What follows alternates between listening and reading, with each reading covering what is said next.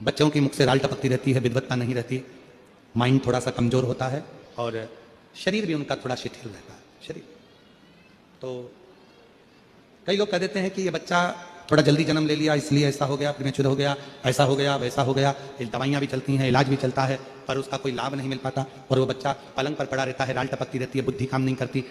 छोटे छोटे भले वो 20 साल का हो गया पर 8-10 साल के बच्चों जैसी उसमें विवेकता होती है, बुद्धि होती है। मेरा निवेदन है उन माताओं से, थोड़ी मेहनत आपको करना पड़ेगी उस बच्चे के लिए। अष्टमी, नवमी और चतुर्दशी 3 तिथियां पकड़ कर रखना। कौन कौन सी? जम के बोलो।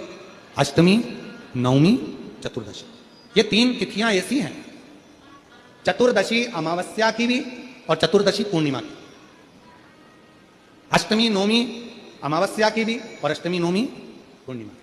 ये वो तिथियां हैं जिन तिथियों में मां नील सरस्वती का स्तोत्र का पाठ कर कर एक शंख पुष्पी पुष्प, एक अपारिजात का पुष्प जलाधारी पर रखकर 7 बार अगर जल का पात्र से जल चढ़ाया जाए और उसी जल को कटोरी में झेल लिया जाए, उस जल को 3 दिन तक लगातार यदि सुबह दोपहर शाम रोज उस बच्चे को देना चालू करिए, उसके हाथ पैर भी काम करना प्रारंभ करेंगे, उसकी बुद्धि भी काम करना प्रारंभ करेगी। जो वो पलंग पर पड़े पड़े राल टपकाता रहता है, उसको लोग कहते हैं कि बच्चों की मुख से राल टपकती रहती है, विद्वत्ता नहीं रहती। कर्जा अगर थोड़ा भी है और अगर नहीं चूक रहा तो कल सूर्य जब मकर में उत्तरायण भाव में प्रवेश कर रहा है तो 1 लोटा पानी कलश मारा, उसमें जल भर लीजिए और जल भरकर उसमें 7 दाने चने के डाल लीजिए, उसमें थोड़ा सा कुंकुम रौली थोड़ी सी उसमें डाल लीजिए,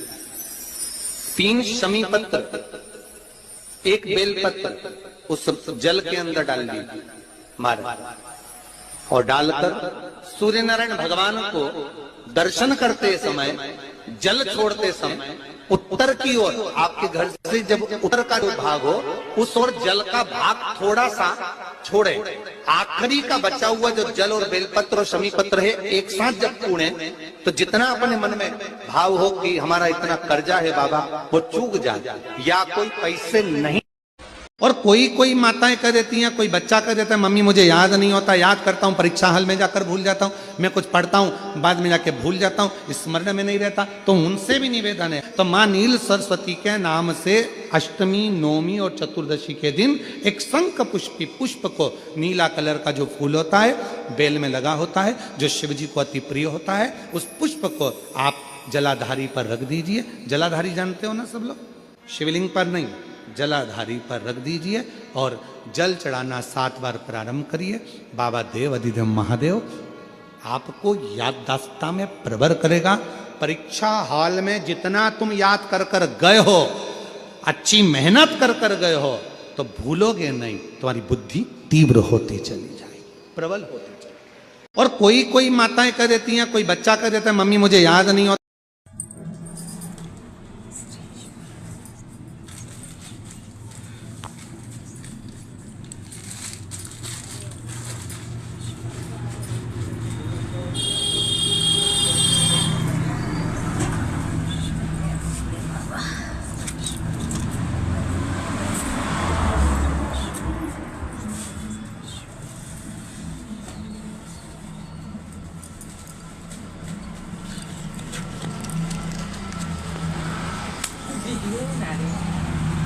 हाँ, हम वीडियो बनाते हैं। अच्छा, तो आपके मोबाइल प्रदीप दूसरा का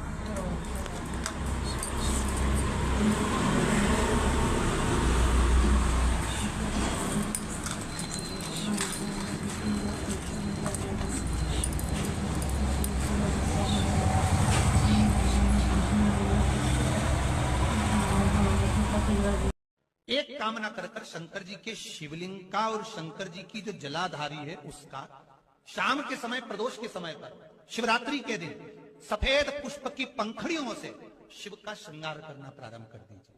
जिस मंदिर में कोई नहीं जाए उस मंदिर में जाकर आप शिव का श्रृंगार करिए, श्रृंगार करो।